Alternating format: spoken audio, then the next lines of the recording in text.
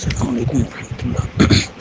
الحمد لله والصلاة والسلام على رسول الله محمد وعلى آله وصحبه ومن والاه. تیر درس کې مونږه تدبر لغوي او اصطلاحي معنی او دا چې قرآن کریم کې تدبر په څه معنی دی نو تم ذکر کړ چې قرآن کریم کې تدبر تفکر تعقل د دې درې واړو مفهوم یو دی او دا چې قرآن کریم د تدبر تفکر تعقل نه بار بار یادونه کړې ده غایتونه ذکر کړل او په دې کې یو مقصد خدا او چې مخالفین او مشرکان او کفار چې په قران کریم معترضین و نو هغه ته وړاندیز وشو تاسو به ځای اعتراضونه مکوئ لا مزان نه دی پوي کړي او د وړاندې نه مخالفت کوي تاسو تدبر وکئ تفکر وکئ تاسو ټول شکوک او شبهات او اعتراضات به ختم شي نو یو خاطئ فرمایل لا ریب فيه او بل ځای فرمایل وان کنتم فی ریب مما نزلنا علی عبدنا فاتوا بسوره من مثله نو دا په دې خاطر چې تاسو دا کوم شک چې کړی دی دا تاسو په دې کې تدبر نه دی کړی تفکر نه دی کړی په دې کې مغور نه دی کړی سوچ نه دی کړی وړاندې د دې چې ځان په پوهه کې اعتراض هم کړی بل دې کې فرمایل ولم تحيطوا بها علما ځان په پوره نه دی پوهه کړی انکار هم شروع کړو او بل دې کې فرمایل ولما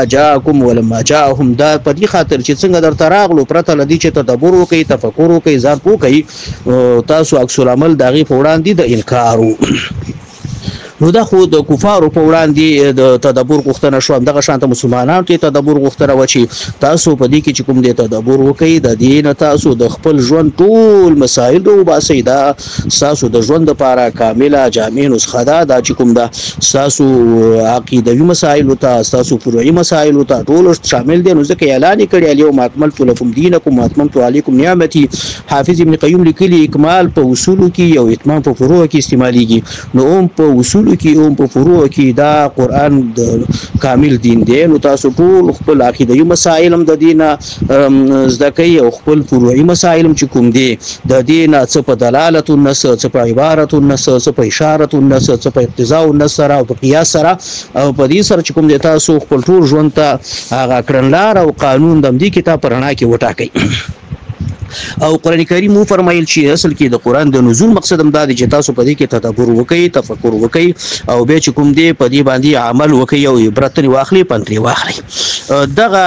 کړه خپل رسول صلی الله علیه وسلم هم کوله یعنی د تدبر ژوندې مثال د رسول پاک په خپل ژوندۍ کې چې رسول صلی الله علیه وسلم څنګه قران کریم کې تدبر کولو مثلا کومه یو څو واقعات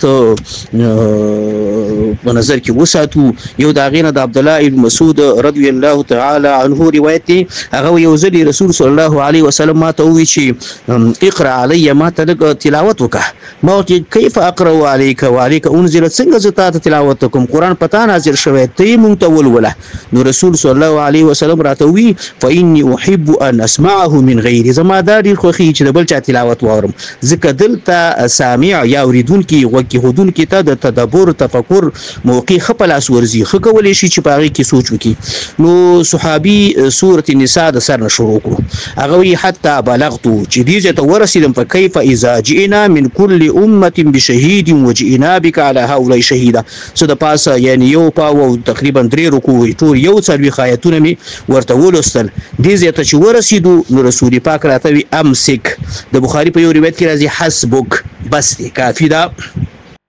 نو چې ما ورته کتل د رسول صلی الله علیه وسلم د سترګو نو خیروالي وي ځکه د دې آیات او د قران کریم د دې آیاتونو په معنا کې د دې په مفهوم کې تدبر کولو فکر کولو ذهن او مغه نقشې ته لاړو چې د آیات بیانولو چې الله فرمایي هغه به څنګه حالت چې کله مونږه د هر امت گواره ولو هر امت سره د پیغمبر راولو او کله چې پیغمبر دعوه وکړي چې ما امتیانو ته خپل دین رسولې امتیان منکر شي بیا مدعینو باید شیطان راولي وغه د محمدي امت را وستل شي او بیا نو محمدي امت باندې قوم اعتراض وکي بیا وجئنا بك على هؤلاء شهيدا بیا تا په دې ټولو زګواره ولم چې تو وای چې او ما خپل امت ته دا مسله رسولې و چې دغه پیغمبر او دغه پیغمبر دی ټول خپل امت ته د الله دین رسولې دی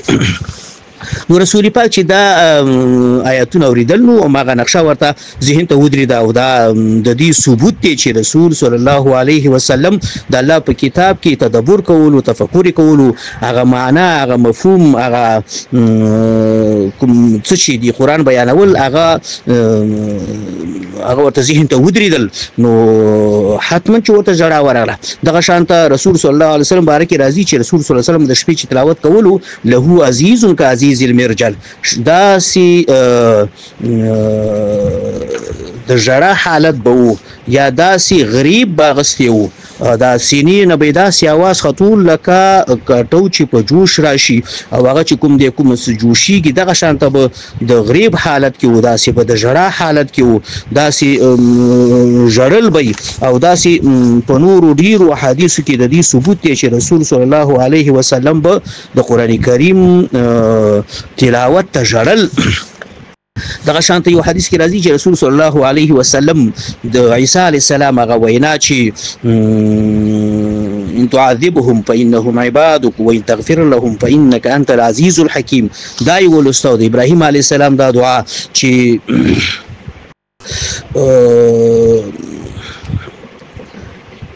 رب فمن تبعني فإنه مني ومن عصاني فإنك غفور رحيم. نو دا دواړې ولسل رسول پاک او ډیر زیات ژړل او امتی دا یې وویلې چې الله پاک جبريل ته ووی ورشه محمد ته ووایا چې ما یبکی کا څه شی دی ژړی ولې ژاړي باعث او لامل څه دی چې ژاړي. بیا هلته راځي چې الله پاک په حالت ښه پوه و خو جبريل علیه السلام چې راغلو رسول صلی الله علیه وسلم ته یې وویل چې الله فرمایي چې ولې ژاړي څه شی دی ژړوي. نو هغه ورته قصه وکړه چې د خپل امت په حال ژاړم چې زما امت به په څه حالت کې وي. نو دغه دوه آیتونو کې د تدبر او د تفکر په نتیجه کې دا صحنه ذهن ته ورغله او بیا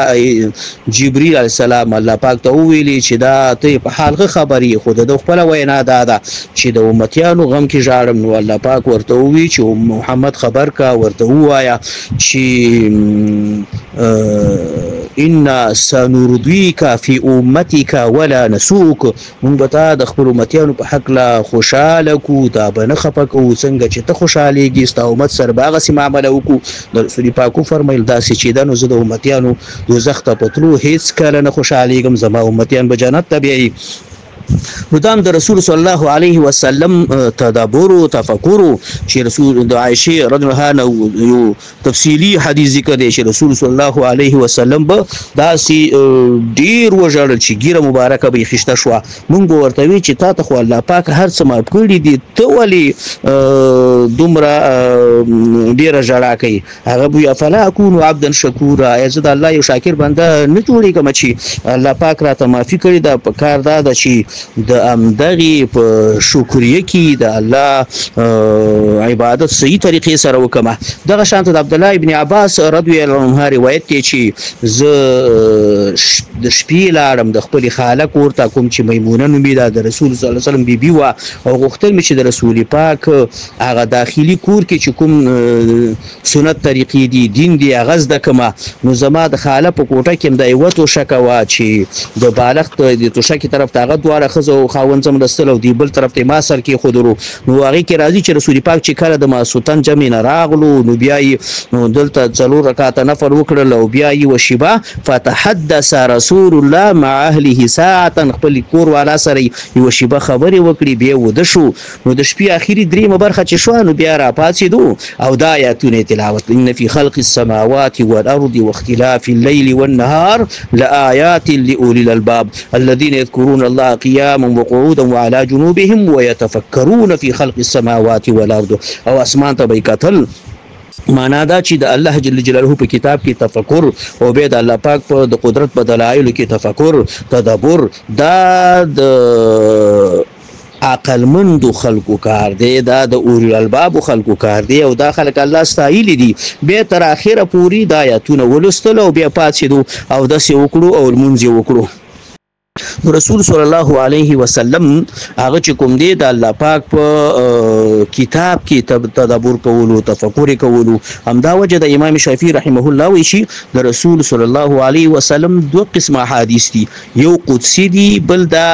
غیر قدسی دي. قدسی احادیث هغه دي چې الله پاک ورته د هغې مفهوم په وحي کې را لېږلو چې هغه وحي خفي ده او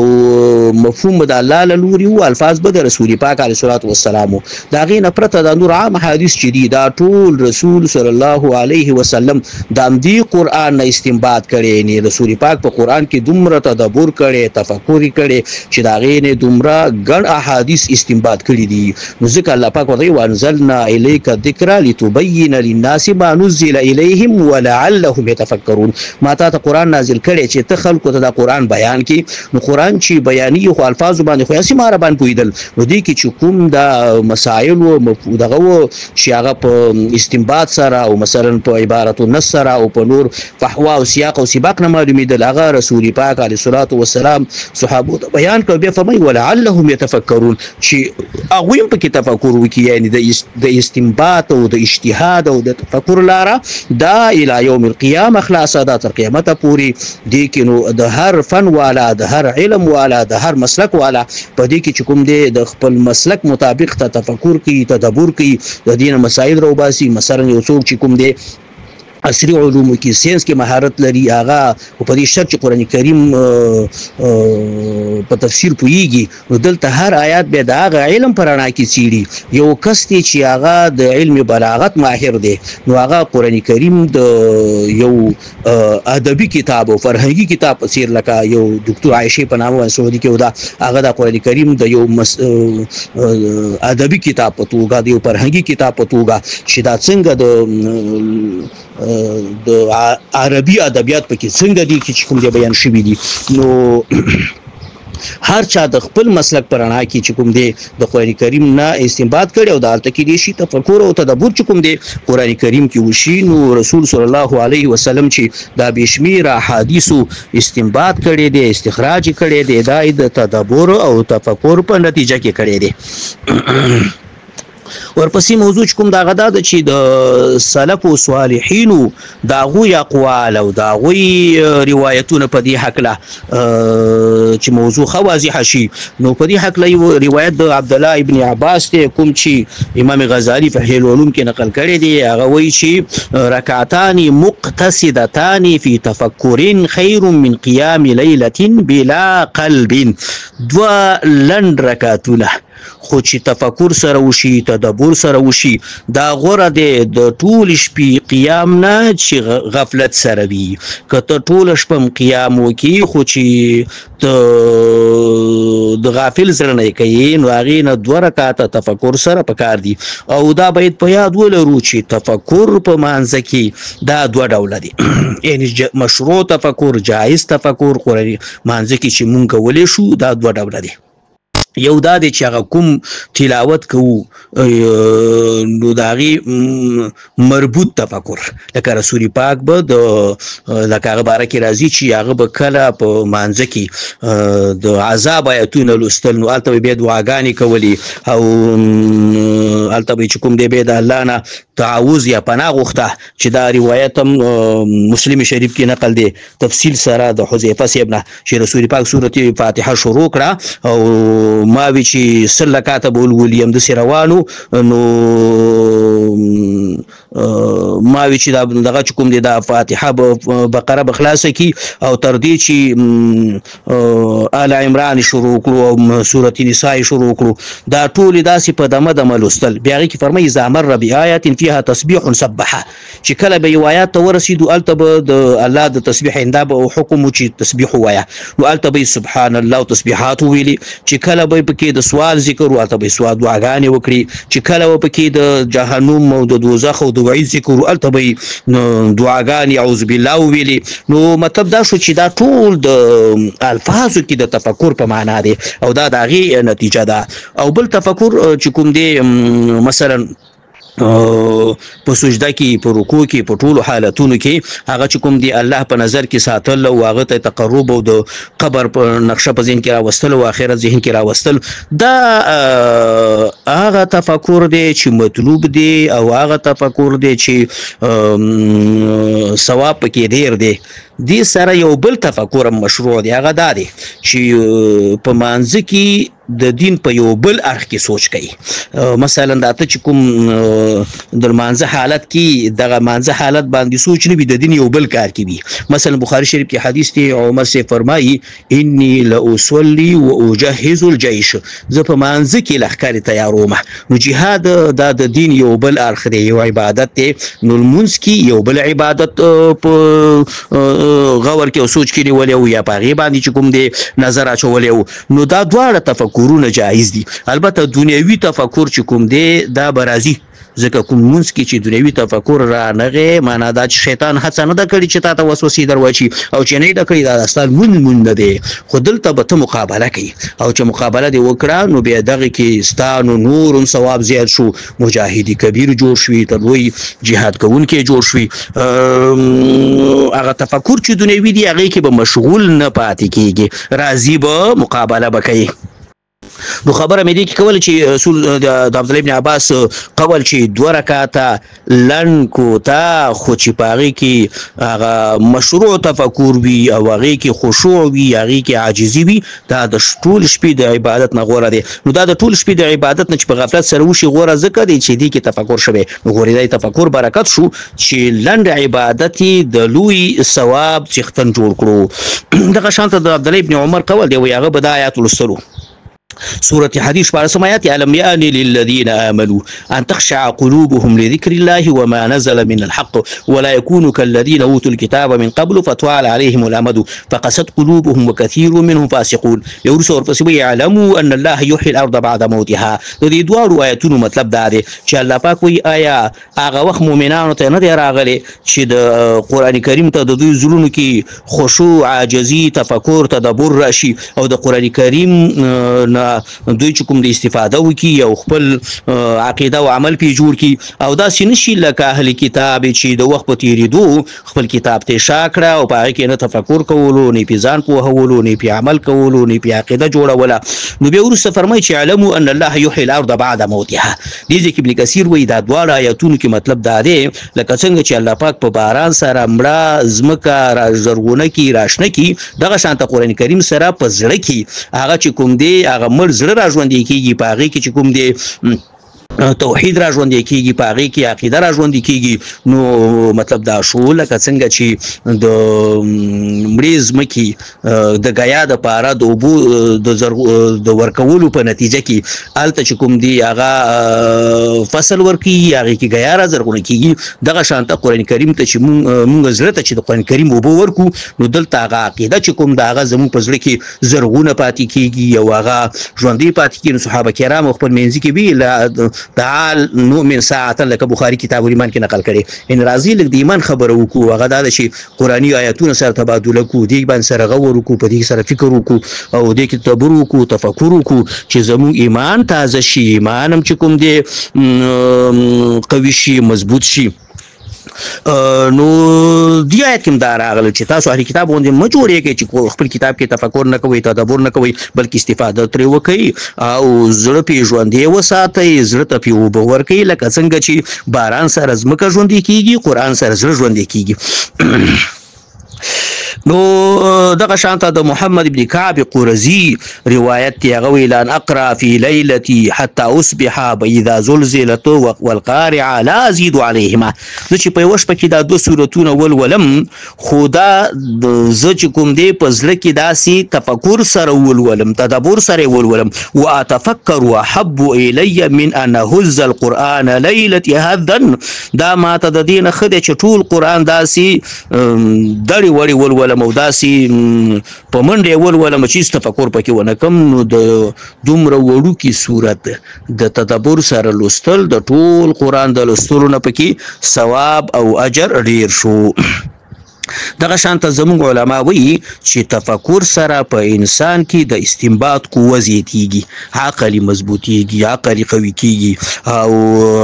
امام شافعي رحمه الله به وایي استعینوا علی الکلام بالصمت، که غواړئ چې معقولې خبرې وکړئ، عقل خبرې هم ډېرې ژورې وي او سنجیده وي، نو ډېر مه غږېږئ، چپ پاتې شئ. چپ پاتې کېدل دا ستا د عقل کال د پاره انرژي ورکوي نو دې سره ستا کلام ستا خبرې چې کوم دی هغه برحق راځي یا مثلا هغه چې کوم دی قوي خبرې به کوي همدارنګه وعلى الاستنباط بالفکر او ته غواړې چې استنباط د مسایلو کې ته د یو آیات نه او مثلا د یو حدیث نه او د یوې خبرې نه ډیر څه معلوم کړی شي نو ته دایم فکر او غور کې پاتې کېږه معنا دا ده چې ته کله ناست یې نو په ځای د دې چې په عباسیاتو کې مشغول شي یو آیات نظر لاندې نیسه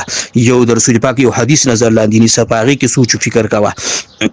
دغه شانته فضیل ابن عیاض وایي چې قرآن کریم خو دې لپاره نه و نازل شوی چې تاسو یې صرف ولولئ دا په دې خاطر نازل شوی چې تاسو پرې تدبر وکړئ او عمل پرې وکړئ انما نزل القرآن ليعمل به فاتخذ الناس قراءته عملا خلکو دا قرات چې کوم دی عمل جوړ کړي قرات عمل نه دی هغه قرآن کریم د عمل د پاره راغلی دی نو عمل هلته کېدی شي تدبر پرې وکړو بیا ویل یحل حلاله ويحرم حرامه نو تدبر سره به ته معلوم کړي چې الله مونږ نه څه غواړي او د څه نه منع کوي حلال حلال ګڼه حرام حرام ګڼه او اوامر چې کوم دي سرته رسوه ويأتمر بأوامره وينتهي عن نواهيه ويقف عند عجائبه دي کې چې کوم علمي فواید دي علمي عجائب دي هغې باندې ځان پوهې که هغې کې غور وکړه نو دا ټول چې کوم دی دا د تدبر په نتیجه کې راځي د فکر او د سوچ په نتیجه کې راځي داسې بې شمېره د سلفو چې کوم روایتونه دي هغه شته دی چې هغوی به د الله په کتاب کې تدبر کولو سوچ به کولو فکر به کولو همدا وجه ده چې علما کرام د روایات نه ګڼې مسلې راوباسي داسې علما شته چې هغوی وایي په بسم الله باندې 15 جلد تفسیر لیکلی دی نو داسې هم شته دی چې الحدائق ذات بهجه په 1000 جلد کې تفسیر لیکلی دی امام طحاوي 100 جلد کې تفسیر لیکلی دی دا ابن عربي سي په 1000 جلد کې لیکلی حدائق ذات بهجه نو دا ټول د تدبر په نتیجه کې منځته راغلی تفکر په نتیجه کې منځته راغلی د استنباطاتو په نتیجه کې منځته راغلی دی نو دا د قرآن کریم د نزول اصلي مقصد دی آینده کې بل خیر په دې بحث کوو چې تدبر تفکر دا د وسیلې پرته نه کېږي دا د هغه اسبابو پرته نه کېږي کوم چې دې دپاره موږ ته لاره واري دا ما مخکې خبره وکړه چې یو څوک نه په عربي کې ماهر دی نه په شرعي علومو کې ماهر دی او هغه یو آیات تدبر نه نیسي غیر د دې نه چې ځان ګمراه کړي بل څه نه کېږي لکه موږ چې ډاکټري انجینري خیاطي موچیګرات مستریتوب ټول بې استاده نشو کولی استاد ته ضرورت لرو دغه شانته دینی علوم ټول او قرآن کریم خو ډېر لوړ دی دا ټول چې کوم دی د استاد نه پرته نه کېږي فرض که مونږ اهل عربیه ته ووسو بیا هم زده کړې ته ضرورت لرو نو ځکه د صحابو په دور کې د صحابه کرامو کې ټول ماهرین د تفسیر نه وه بلکې دې کې مشخص خلک وو بیا دې مشخصو خلکو خپل مدارس لرل که زه یو مثال درته وښیم یو وړوکی صحابي دی عبدالله ابن عباس خو یو مشر صحابي دی عبدالرحمن ابن عوف عبدالرحمن ابن عوف هغه عشره مبشره کې دی خو چې کله صحابو کې دا مشهوره شوه عمر صاحب دا ومنله چې عبدالله ابن عباس صاحب ځانګړی مهارت الله ورکړی تفسیر کې نو عبدالرحمن ابن عوف به د عبدالله ابن عباس سره درس ویلي بخاري کې حدیث دی نو یعنې په دې معنی چې دی داسې ولکه المسیح نو ده سره به یې درس وي هغه ډېر جل قدر صحابي و عشره مبشره و نه و د شورا غړی و د صحابه و نو د دې لپاره ځانګړي اشخاص وي ځانګړي خلک وي د هغوی سره مهارت حاصلول او بیا چې کوم دی قرآن کریم کې تدبر دا کېږي لکه سعید ابن جبیر یو ډېر مشهور مفسر تېر شوی دی کوم چې حجاج ابن یوسف په آخري کس همدا و چې د شهید کړو بیا هغې نه وروسته په چا قادر نه شو هغه همداسې دعا هم کړې وه نو دا وایي چې ما د عبدالله ابن عباس سره 3 ځلې قرآن کریم تفسیر کړی دی نو هر آیات کې مې ونه پوښتنې کړي تحقیقات او څېړنې مې کړي دي او ورسره مې بحث کړی دی نو په دې به انشاءالله بیا په آینده درس کې خبره وکړو صلی الله وسلم وبارک علی محمد وعلى آله وصحبه اجمعین